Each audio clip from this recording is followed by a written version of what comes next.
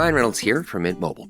I don't know if you knew this, but anyone can get the same premium wireless for $15 a month plan that I've been enjoying. It's not just for celebrities. So do like I did and have one of your assistants switch you to Mint Mobile today. I'm told it's super easy to do at mintmobile.com/switch. Upfront payment of $45 for 3-month plan, equivalent to $15 per month required. Intro rate first 3 months only, then full price plan options available. Taxes and fees extra. See full terms at mintmobile.com. This episode is brought to you by LifeLock. During tax season, your personal info travels to a lot of places. Between payroll, your tax consultant, and the IRS. If your W-2 gets exposed, that's just the ticket for identity thieves. That's why LifeLock monitors millions of data points every second. If your identity is stolen, they'll fix it guaranteed or your money back. Don't let identity thieves take you for a ride. Save up to 40% your first year. Visit LifeLock.com/podcast. Terms apply. Atheists, agnostics, long-haired weirdos, short-haired weirdos, vandals, hooligans. The government, hug the government, love the government, hug the government, love the government, hug the government. Welcome to The Politics Guys, a place for bipartisan, rational, and civil debate on American politics and policy. I'm Northern Kentucky University political scientist Michael Baranowski. I'm joined today by University of Northern Iowa political scientist Justin Holmes. Good to be here. Yeah, Justin, I enjoy doing the weekend show with you that we just finished doing literally minutes ago, but now for everyone else, it has been days, but not for us. We're right back in the thick of things with all of the stuff, some of the things that we didn't get a chance to talk about. And I thought we would start with with immigration. On last Wednesday, President Trump signed into law the first bill of the new administration, which is the Lincoln Riley Act, which is named after a Georgia nursing school student who was killed by Jose Ibarra, a Venezuelan citizen, in the U.S. illegally, and he's now serving life without parole. Now, Ibarra was arrested for illegally entering the U.S. in 2022, but he was then released until his case could be heard in immigration court. And before he murdered Riley, Ibarra was arrested for shoplifting from a Walmart, cited for misdemeanor theft, and then released. Now, the new law requires Immigration and Customs Enforcement, or ICE as we generally call it, to detain undocumented immigrants who have been not just convicted of, but only just charged with either theft, burglary, larceny, shoplifting, assault against police officers, and crimes that result in serious bodily harm or death. It also allows states to sue DHS, which is ICE's parent agency, if immigration actions like parole or any other policy failures harm the state or its citizens, including financial harm of more than $100. Now, the bill passed with bipartisan support in both chambers. It was 263 to 156 in the House, 64 to 35 in the Senate. And during floor debate, when it was being considered, Democrats who are in opposition argued that requiring the detention and deportation of people only accused of a crime was highly problematic. Now, on Wednesday at the signing, President Trump said, "Today's signing brings us one step closer to eradicating the scourge of migrant crime in our communities once and for all."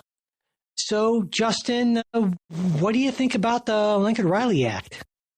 Oh, well, I think I share some of the Democratic concern with elements of it, in the sense that, just the accusation, just the arrest. I'm not sure if that's pretense, an appropriate pretense for fast tracking deportation, especially given that some of these are quite small things. I could certainly fathom this maybe for bigger things, but, shoplifting and whatnot. To be fair, don't shoplift. It's not nice.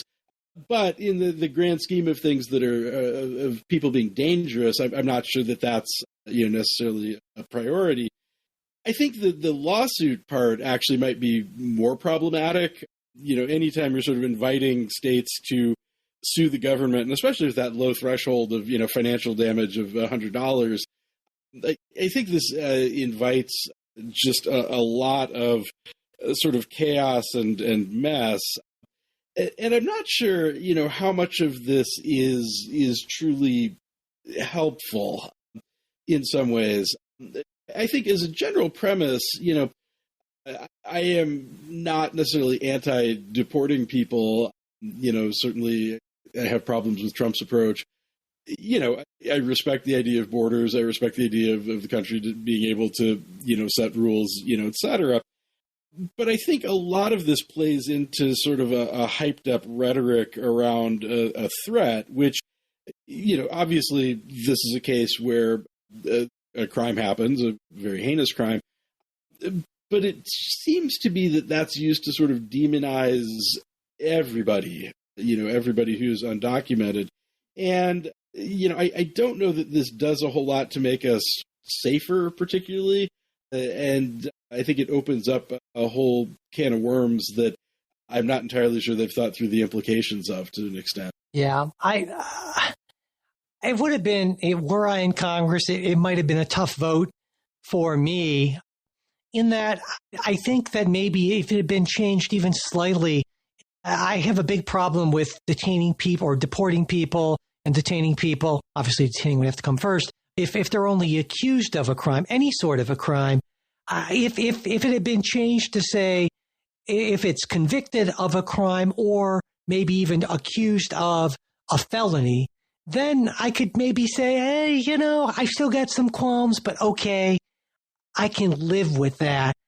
I think I would have been a no on this because of that, because I think it's too broad. And also the point you make about this sort of just essentially deputizing anyone who doesn't like immigration policies to find some pretext to sue the government. That there's been a lot of that. It seems like that's one of the new things in the last few years on the right, get the public to kind of do this work for us in some ways. And that leaves a bad taste in my mouth. I think this is bad legislation that I kind of support in some ways, because I think, hey, it sounds weird, right? But I mean, it's an honest phrasing. I appreciate that. Well, I feel that if you are in this country on some sort of a non-citizen in this country, it's not unreasonable to say that, listen, if you are convicted of a crime, that's grounds for deportation.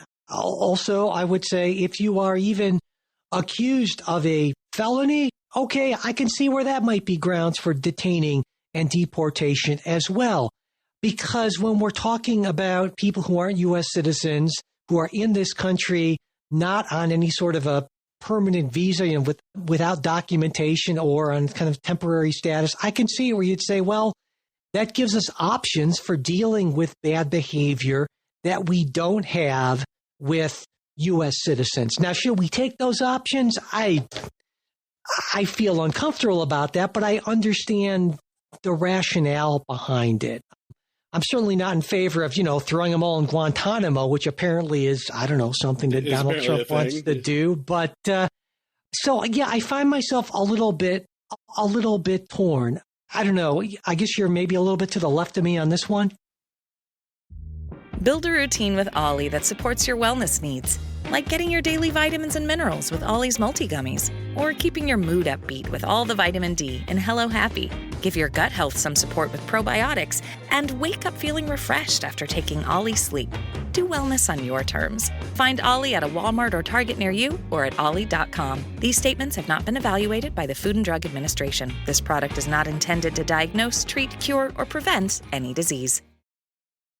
Not by much. Okay. I think we've landed in a fairly similar place. I mean, I actually, now I'm going to complicate this a little bit more just because as an academic, this is sure. That's what we do. role. Yeah. But I think as a general premise, I do think that, having borders is a thing and controlling borders is fine. And if somebody is not here legally and breaks the law, at least in a particularly egregious way, I don't necessarily have a problem with fast tracking them towards deportation. I do have concerns about process, which I think is kind of where you're at, a bit, where, just accusing somebody of something I don't think is adequate. And so I think I would be largely kind of opposed on those sorts of grounds. broadly, and I mean, Obama prioritized this as well. If we are going to remove people, those would be people to remove. Yeah. If people who are committing crimes, and especially if they're particularly bad crimes, I mean, that's a pretty straightforward standard. I have a hard time making a case for somebody that commits felonies ought to, while also not being here legally. I think it's a hard case to make that that person should stay. We did see, I think, some blowback from that policy when during the Obama years. In that he did sort of deport so many of those folks that actually was sort of destabilizing to certain countries in Central America, and if anything, pushed more people to try to immigrate. And so, I think there was some unexpected blowback there. But I think it's hard, at least for someone with a conviction. I think it's hard to make a case that that's somebody that should just stay. But I think, especially with that really low threshold, I mean, I wonder, I wonder if maybe it had been changed from just accused, just charged to maybe if the threshold had been indicted.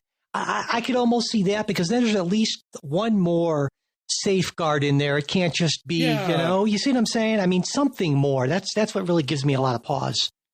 Well, and I mean, what's to stop people? I mean, this is maybe a hypothetical, but if it's just charged, I mean, what's to stop people from filing false police reports against somebody they don't like, or something like that, as a way to just have them removed, and that's something that probably wouldn't come back to bite you, ultimately, given the sort of nature of immigration at this point. Yeah, at this point, I'm not. It seems to me, if I understand the text of the law, which I looked over in preparing for this, is that it's not enough just to be arrested. You have to actually be charged, which is, an additional, at least there's a higher threshold. There's something in there, but still, the sort of civil libertarian in me, I guess, gets a little not necessarily okay by that. And speaking of things that the civil libertarian in me doesn't like, the Trump policy that lifted Biden-era restrictions on ICE entering schools, churches, shelters, and hospitals.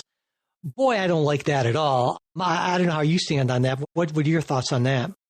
Oh, I'm with you. I think we're pretty close on a lot of things. And, I think, to me, I mean, this all comes back to, kind of some nuance in enforcement. But, and I've talked about this with Jay a little bit, I think it makes sense to sort of prioritize, there's not a universe where you're going to, Trump would love to, but you're not going to deport everyone who's here illegally. Like, that's just, it's not, we don't have the infrastructure. It's not cost effective. It's not a viable, sort of thing. So I think, prioritizing makes some sense. I think going and grabbing kids out of school or grabbing people out of hospitals or things like that, I mean, those are not people that you need to put high up on the list, is my sense. Ripping out some third grader is not, that really shouldn't be a priority. I don't think, by any stretch. And so, yeah, this just strikes me as, kind of a not very targeted approach. I feel like, if you're going to do enforcement, and I think, doing some enforcement is a perfectly sensible thing to do. This is opening up the door to, going after the people that least need to be deported, is my sense. And yeah, it just, I have real concerns with that. And that, I think that's a great point, because given that we have limited resources to deal with all our immigration challenges, focusing on that sort of thing, certainly it looks like you're being very tough. And I know that that's a big deal for Donald Trump, almost an obsession with Donald Trump and many of his supporters. But again, I think it's important to pull back and say, well, what are the goals of our immigration policy? And I wonder if at the highest levels, they're thinking in terms of actual policy goals, if it's all just politics, because I would hope there are people who are saying, well, what's best for the country in the long run? And I would submit that if you take a real close look at all of the data that we have about migrants, documented and undocumented, it seems to me what makes the most sense is doing a lot to shore up our system by which people enter and are processed, but also providing some sort of way for people who've been in this country, the millions who are in there illegally, who you rightfully point out would be cost prohibitive and economically ruinous for other reasons to deport, to find some way to give them a path to citizenship. And that, of course, was what was in the offing in the early 2000s, and it seemed like that might actually happen. But now I just don't see any possibility of something like that being the case. We hope you enjoyed this preview of our supporters exclusive midweek show. If you'd like to hear the rest of the episode, we hope you'll consider becoming a supporter. Supporters get ad-free access to all of our shows, membership in our Politics Guys Discord group where you can join in on the conversation, and other benefits at different levels of support. To become a supporter, go to patreon.com/politicsguys. You can also support us through Venmo or @politicsguys or through PayPal. You'll find all of our support links in the show notes as well as at politicsguys.com/support.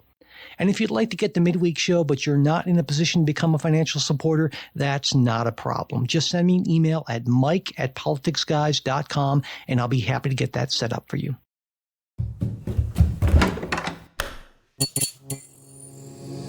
This podcast is part of the Democracy Group,